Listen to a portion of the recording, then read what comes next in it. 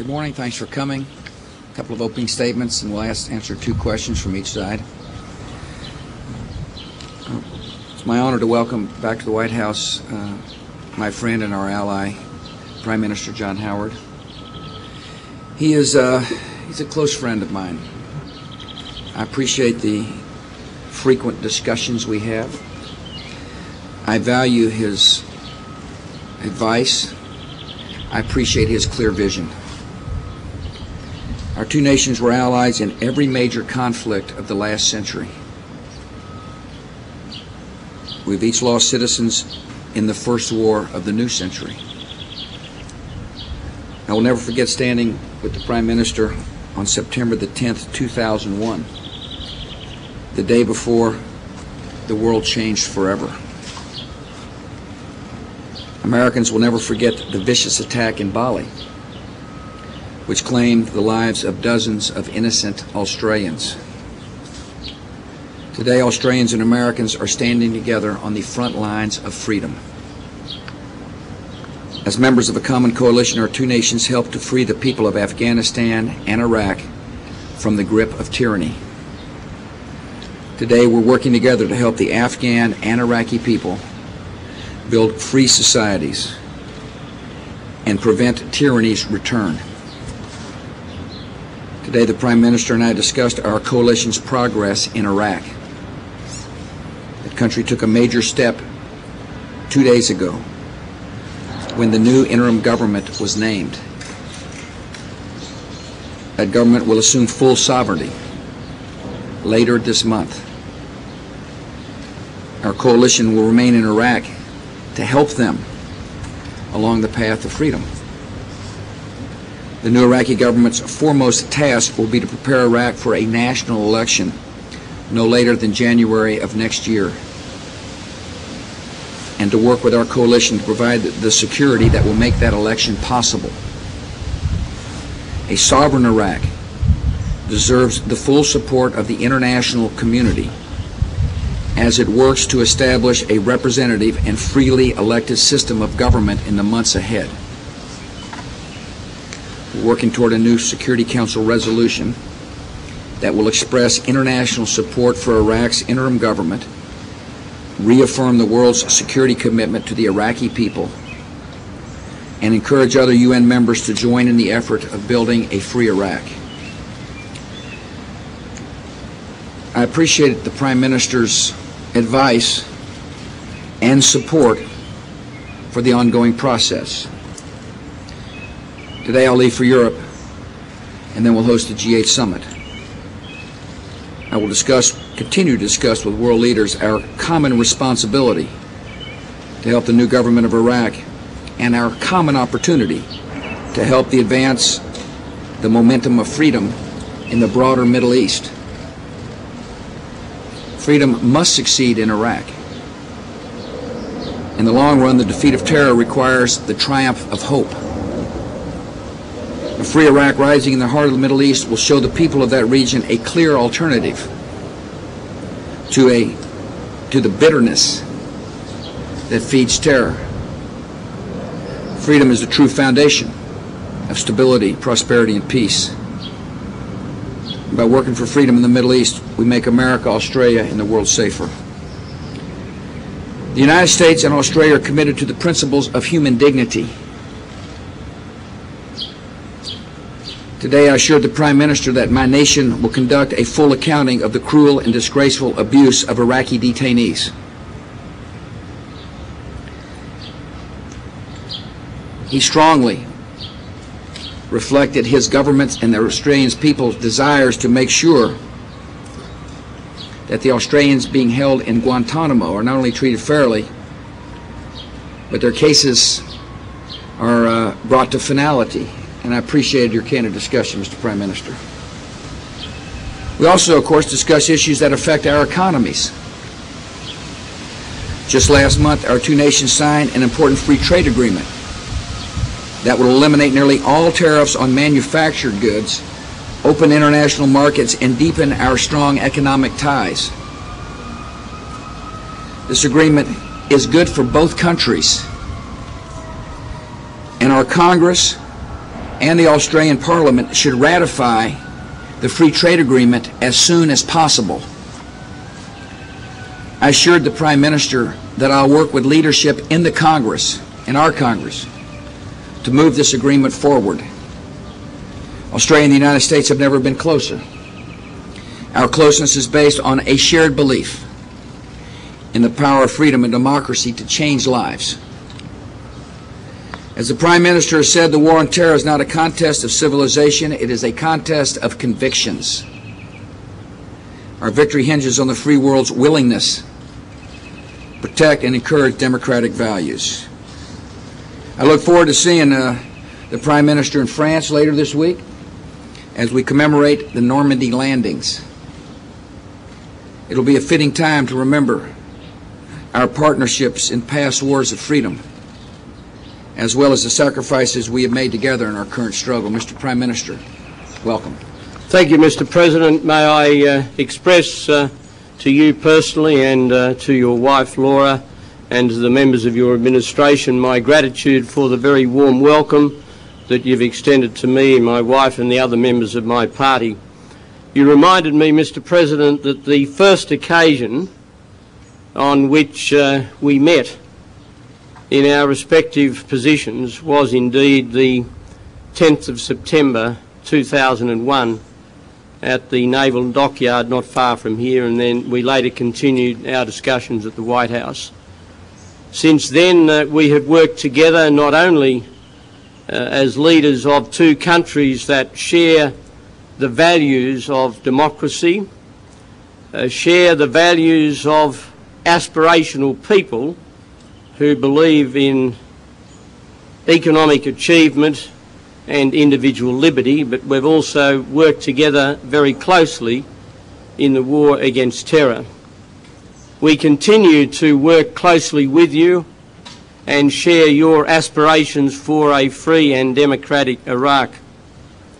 The establishment of the Iraqi interim government is a major step forward. It is a light to the future so far as Iraq is concerned. It is a visible demonstration of the willingness of Iraqi leaders to stand before their people and to show leadership.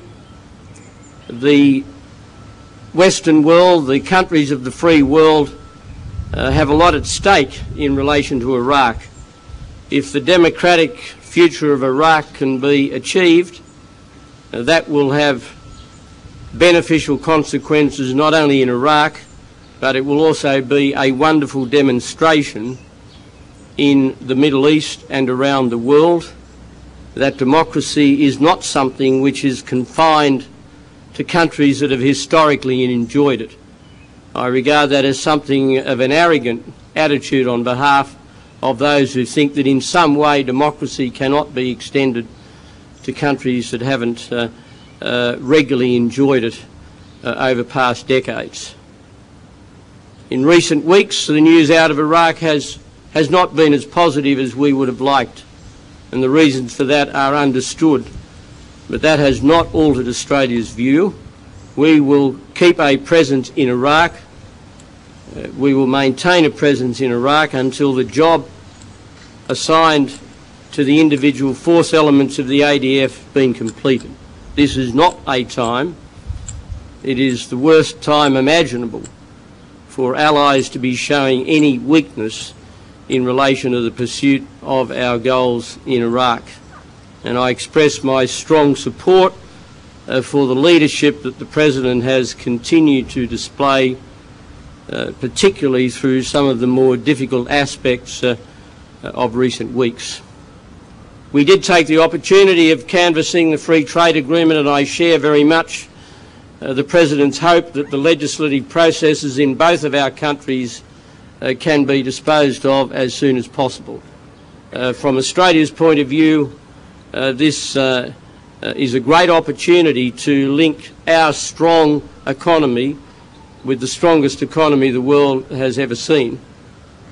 The economic relationship between Australia and the United States can only get better in so many areas, and I had the opportunity in California of discussing growing energy links between our two countries. I've welcomed the assurances the President has given me regarding the proper treatment of the two Australian detainees in Guantanamo Bay. I also want to take this opportunity of emphasising that the relationship between our two countries, which goes back a long way, to which the President referred, is very much a relationship which is built on shared values. We are both countries that treasure the democratic tradition. We are both countries that treasure individual freedom. We are both countries that believe in individual effort and reward for that effort. Ours is a society, as is the United States, that encourages people to work hard and to seek reward for that hard work, and providing they pay their fair share of tax to keep what they earn and to build on it and to invest for the future. Unless you have an aspirational society built on those principles, economic progress cannot be achieved. We have been through, as nations, many struggles together. As the President said, we've been engaged together in every major conflict, beginning in World War I.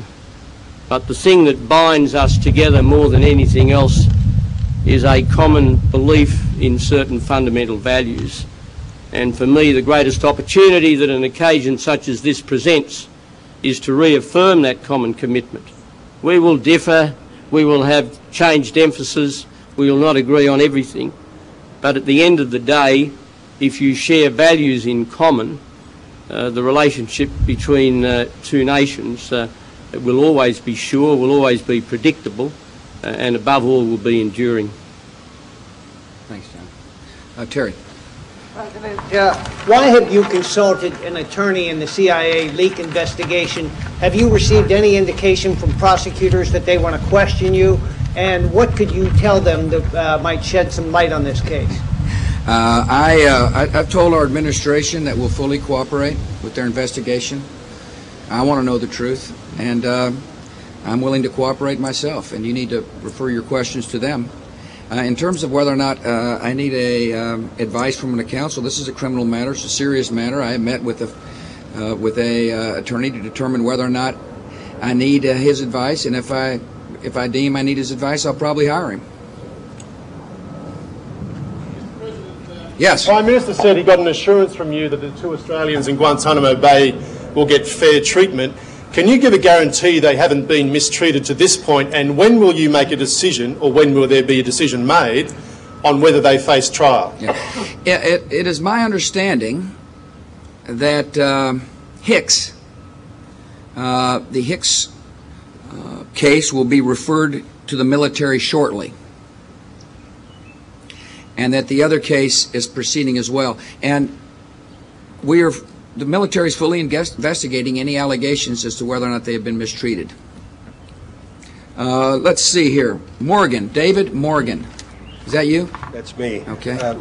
Mr. President, Secretary Powell has made it clear that Iraq would have no veto power over U.S.-led forces after the formal handover on June 30th. Why do you believe that countries like France and Russia would back a UN Security Council resolution if the understanding is that it would leave the Iraqi government powerless to stop an unwelcome military offensive within its borders? Let me tell you this. The government of Iraq will be fully sovereign. And that means that our coalition will be there with the consent of the fully sovereign government. And that's what the UN resolution is going to say. Now, Prime Minister Lawi has made it clear that he wants help from the coalition to deal with the security issues so that the country can have free elections. That's what he has said. He is the Prime Minister, and that's what he has said. We've had these arrangements before, these security arrangements with other countries. We're good about forging relationships on the ground, respecting the sovereignty of the country, and at the same time being able to do our jobs that the host government expects to be done. and I'm confident we'll work out a mutually acceptable security arrangement with the fully sovereign Iraqi government.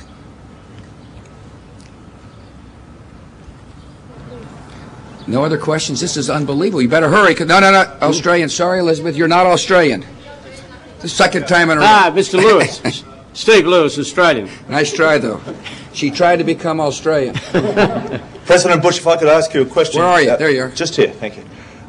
Mr. Howard and yourself reaffirmed the commitment that Australia and the US have to staying the course in Iraq, but you would be aware the alternative Prime Minister in Australia, Mark Latham, has promised to withdraw Australian troops from Iraq by Christmas if he wins the election. What signal would that send to the Iraqi people and the other members of the coalition of the willing? I think that would be disastrous.